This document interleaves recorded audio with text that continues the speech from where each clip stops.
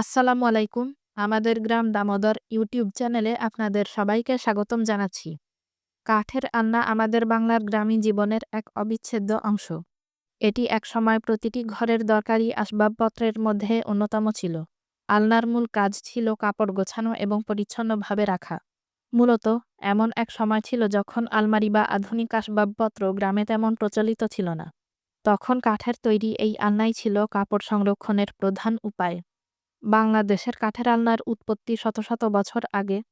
ধারণা করা হয় মুঘল আমল থেকে এটি ধীরে ধীরে আমাদের ঘরের আসবাবপত্রের তালিকায় জায়গা করে নিয়েছে। সেই সময় কাঠ ছিল সহজলভ্য এবং দক্ষ কারিগররা হাতের কাজ দিয়ে সুন্দর ও মজবুত আলনা তৈরি করতেন। গ্রামে আলনার গঠন ছিল খুব সাধারণ, তবে এতে ছিল মাটির সাথে মিশে থাকা এক গভীর শৈল্পিকতা।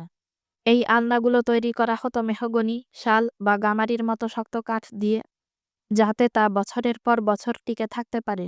সহজ ডিজাইন আর মজবুত কাঠামোর জন্য এটি গ্রামীণ বাংলায় ব্যাপক জনপ্রিয় ছিল। বর্তমানে আধুনিক আসবাবপত্রের আগমনে কাঠের আলনার ব্যবহার কমে গেলেও এটি আমাদের ঐতিহ্যের একটি অংশ হয়ে আছে। আজও বাংলাদেশের অনেক গ্রামে পুরনো কাঠের আলনা দেখা যায়, যা আমাদের অতীতের সাথে সংযোগের একটি স্মারক হিসেবে টিকে আছে। আমার ভিডিওটি ভালো লাগলে অবশ্যই ভিডিওটিতে একটি লাইক দিয়ে চ্যানেলটি সাবস্ক্রাইব করে আমার পাশেই থাকবেন। ধন্যবাদ সবাইকে।